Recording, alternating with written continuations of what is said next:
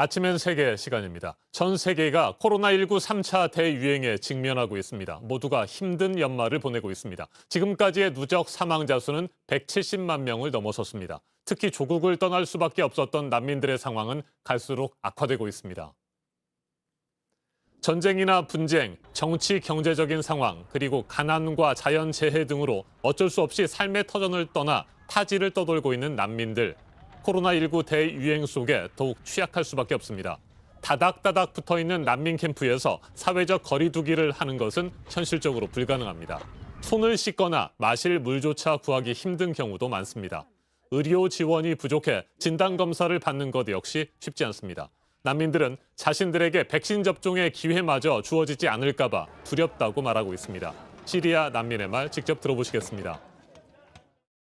الخيمة ما بتوقينا من البرد برد كتير مثل كل سنة الشتي شتي وقاسي كتير كل ما نزلت مطر عم بيجي علينا بنزل علينا المطر والسنة طلع لنا مرض الكورونا وسجلت عنا 5 إصابات كورونا والخيمة يعني ما بتوفي بالغرض الحجر ولا شيء إن شاء الله ما ننتسى من لقاح الكورونا مثل ما انتسينا من بلادنا. 코로나19 확산으로 많은 국가들이 국경의 문을 차단하고 있습니다. 이 때문에 난민들의 생존은 더욱 위협을 받고 있습니다. 지난 4월 168개국이 국경을 전면 또는 부분적으로 폐쇄했습니다. 90개국은 난민 신청을 단 한 건도 받아들이지 않은 것으로 파악됐습니다. 세계보건기구는 난민들이 코로나 증상이 있어도 재정적인 문제와 추방에 대한 두려움 때문에 치료를 꺼리고 있다며 우려를 나타냈습니다. 들어보시겠습니다. It shows that people living on the streets and in asylum centers are less likely to seek care if they have symptoms of COVID-19. Of those who reported not seeking health care, 35% said it was because of financial constraints, and a further 22% said it was fear of deportation. 이 같은 상황에서 콜롬비아 정부는 자국에 체류 중인 베네수엘라 난민들을 백신 접종 대상에서 제외하기로 했습니다. 거센 비판과 함께 논란이 일고 있습니다. 이반 두케 콜롬비아 대통령은 콜롬비아 국민이 언제나 우선이며 다른 나라 사람이 백신을 맞기 위해 한꺼번에 국경을 넘는 것을 막기 위한 조치라고 밝혔습니다. 코로나19의 세계적 대유행이 이어지고 있는 가운데 그 누구보다도 혹독한 연말을 보내고 있는 난민들의 안타까운 상황, 전문가와 좀 더 자세하게 짚어보겠습니다. 최인택 중앙일보 국제전문기자 전화로 연결됐습니다. 안녕하십니까?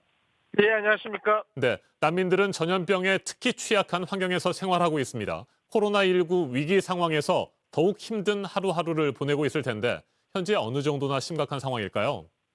예, 지금 통계에서 드러나는데요. 지금 전 세계 그 난민 또는 집을 잃고 떠도는 태거인이 유엔 난민국에 따르면은 7,950만이나 됩니다. 그런데 이 가운데 86%가 방글라데시, 우간다, 아프가니스탄, 남수단 같은 개도국에 살고 있다는 거죠.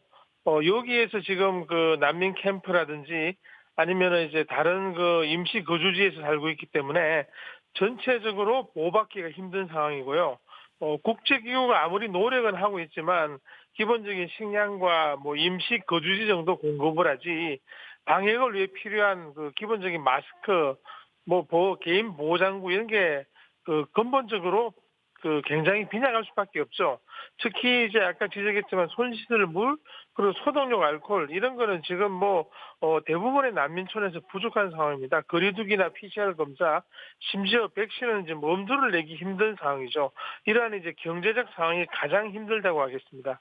네, 그런데 국경의 문을 닫거나 앞서 전해드린 콜롬비아처럼 아예 백신 접종 대상에서 난민을 제외하는 나라가 많습니다. 이들 국가는 방역 위기와 사회적 혼란 등으로 어쩔 수 없다 이 같은 입장인데 이건 어떻게 생각하세요? 지금 단기적으로 좁은 생각을 하고 있는 게 아닌가 생각을 하는데요. 지금 이러한 그 코로나에 대한 대응이 일부 혹은 이제 자국 국민 혹은 경제적 여유가 되는 사람, 부자 나라 이런 식으로 제한적으로 하면은 글로벌 사회는 하나의 그 탁 트인 그런 이제 드럼통 안에 전부 다 있는 거나 다름이 없는데 그렇게 하면은 전염병 확산을 막기가 쉽지 않은 거죠. 그래서 지금 그 백신 자체가 지금 여러 가지로 민간 기업이 그 미국 등 부자 나라의 지원을 받아 만든 개발한 의료 상품은 맞습니다만은 인류를 위한 공공재다. 그리고 코로나를 막기 위해서 근본적으로 극복하기 위해서는 어떠한 차별 없이 거의 대부분 사람들에게 이러한 그 백신 그리고 이제 그 방역 서비스가 제공돼야 된다. 이런 목소리들이 굉장히 높아지고 있습니다. 지금 현재 단순하게 비윤리적이라는 지적, 그리고 이제 난민들에게 난민들이 감염에 취약할 수 있다는 이런 이제 동정심을 떠나가지고 현실적이고 보다 큰 그림을 그려야 될 것으로 보입니다. 네, 난민들의 힘겨운 현실은 일부 국가들만의 문제가 아니고요. 우리나라를 포함해서 전 세계가 함께 고민해야 할 부분 아니겠습니까? 네, 그렇습니다. 그 대한민국도 지금 난민촌에 그 $10,000씩 내고 하는 식으로 여러 가지 지원을 하고 있습니다만은 지금 보면은 그 코로나 상황에서 가장 문제는 국가 중심주의, 블록 중심주의 이런 거거든요. 이를 극복하고 한 국가나 한 지역만 어떤 면역, 방역을 확보한다고 코로나가 끝나는 게 아니라는 인식을 가져야 할 것으로 보입니다. 지금 블룸버그 보도에 따르면은 캐나다는 인구의 5배, 영국은 3배, 그리고 인도주의로 유명한 뉴질랜드나 호주도 2.5배 가까이 백신을 과도하게 확보하고 있거든요. 그리고 유럽연합을 보면은 27개 회원국이 동일하게 인구의 1.724배의 분량을 할당하고 있습니다. 네.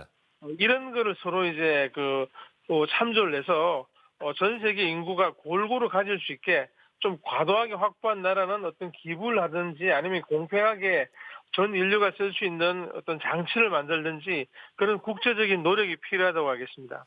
알겠습니다. 최인택 중앙일보 국제전문 기자였습니다. 유엔 난민기구가 얼마 전에 발표한 2020년 중간 보고서에 따르면 올해 6월 30일을 기준으로 한 전 세계 난민은 8천만 명에 육박하고 있습니다. 세계 인구 80억 명의 1%에 해당합니다. 내일이 아니라고 눈을 감기에는 결코 작지 않은 규모입니다. 필리포 그란디 유엔 난민기구 최고대표는 전 세계가 코로나19라는 위기에 직면한 지금이야말로 난민과 우리 모두에게 그 어느 때보다 연대와 공감의 정신이 필요한 때라고 강조했습니다. 지금까지 아침 현세기였습니다.